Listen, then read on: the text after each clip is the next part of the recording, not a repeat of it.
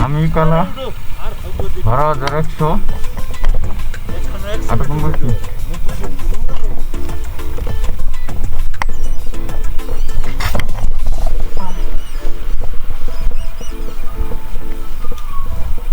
আর উড়ান লাদাখ অঞ্চলে আপনি পেয়ে যাবেন হচ্ছে অদ্ভুত হিমালয়ের মরুভূমি। পাথরের যে কত রকম রং ও রূপ হতে পারে তা লাদাখ না ঘুরলে আপনি বুঝতে পারবেন না। মানালি থেকে লেহ অবধি প্রায় 480 কিলোমিটার পথ। অধিকাংশ পর্যটকই 2 দিনে যান, আমরা গিয়েছিলাম 3 দিনে। আমরা হচ্ছে রিল্যাক্স ট্যুর করেছি। আচ্ছা, যাই হোক, 3 দিনে গেলে পাথরের যাবতীয় সৌন্দর্য ভালোভাবে উপভোগ করা যায়। লেহ পর্যন্ত দিন 2-1 বা 3-1 সেখানেই ঘুরে নেওয়া যায়। লাদাখ ঘুরে ফিরে আসলাম 2023 সালে। ইতিপূর্বে ব্যস্ততার কারণে ভিডিওগুলো ওইভাবে এডিট করা হয়নি। যাই হোক, আপনার যে সিনারিটা দেখতেছেন এটা খুবই চমৎকার একটি সিন লাদাখের। লাদাখ হচ্ছে সারা বিশ্বের মধ্যে অন্যতম একটি জনপ্রিয় টুরিস্ট স্থান, বিশেষ করে এর রুট ভিউ এর জন্য, এর সৌন্দর্যের জন্য। তো আসলে লাদাখ ঘোরা প্রত্যেক বাইকারের একটা স্বপ্ন থাকে। আসলে লাদাখ সবাই যেতে চায়, কোনো না কোনো সময়ে যায়। তো লাদাখ শব্দের অর্থ গিরিবর্তের দেশ বা পাস, বিভিন্ন পাস এর দেশ। প্রচুর পরিমাণ পাস পাবেন আপনি। লাদাখ নামক ভৌগোলিক অঞ্চলে রয়েছে জম্মু ও কাশ্মীরের লেহ জেলা। লাদাখের ভৌগোলিক বিচিত্র বিশালত্ব অনুভব করতে হলে অবশ্যই মানালি থেকে সড়ক পথে লেহ দিয়ে শ্রীনগর দিয়ে ফেরা বা উল্টো করা উচিত। আমরা অবশ্য জম্মু কাশ্মীর থেকে কার্গিল হয়ে তারপর লাদাখ ঢুকি।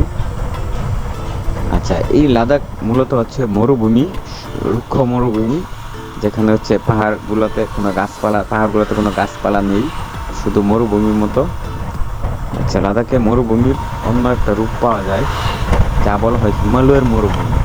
বরফ ঠান্ডা হাওয়া হিমালয়ের ধাক্কা খেয়ে তৈরি করেছে বৃষ্টির ছায়া অঞ্চল।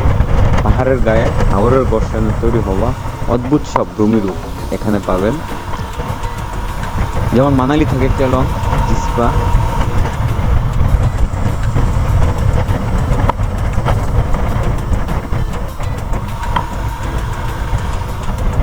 তো বন্ধুরা, বর্তমানে আমরা যে এলাকা দিয়ে বাইক রাইড করতেছিলাম তা হচ্ছে নামিকালা থেকে ফতুলা।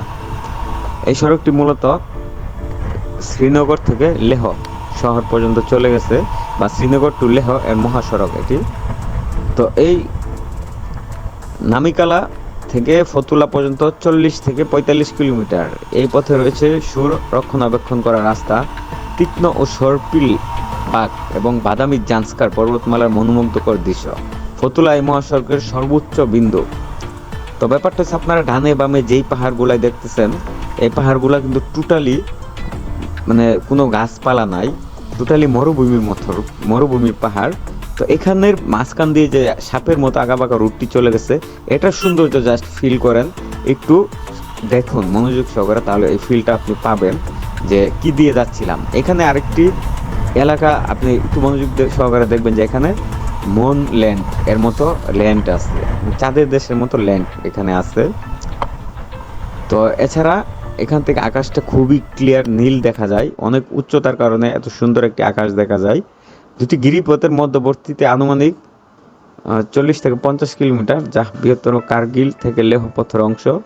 আর এর উচ্চতা হচ্ছে 3700 মিটার। থেকে ফতুল্লা টপের উচ্চতা হচ্ছে 12,139 মিটার। আচ্ছা, ফতুল্লা টপের উচ্চতা হচ্ছে 13,478 মিটার।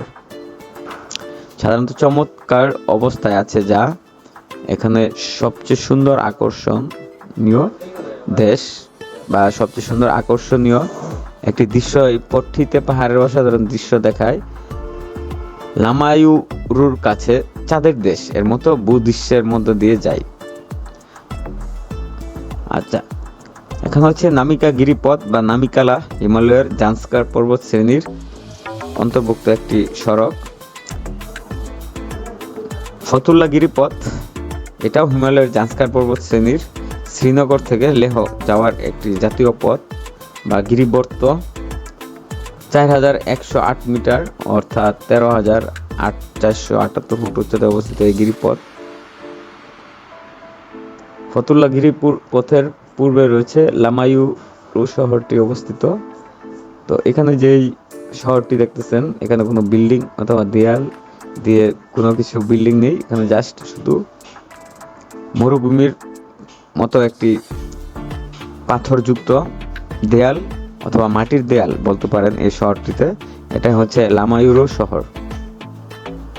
লাদাখ, যাকে প্রায়শ পৃথিবীর স্বর্গ বা লিটল টিবেট বলা হয়, হিমালয় এবং কারাকোরাম পর্বত শ্রেণীর কূলে অবস্থিত এক অপূর্ব সৌন্দর্যপূর্ণ লীলাভূমি।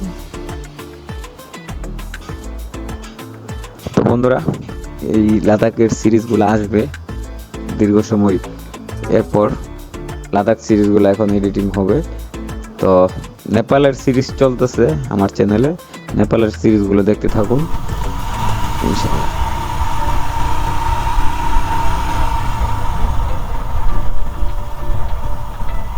13,478।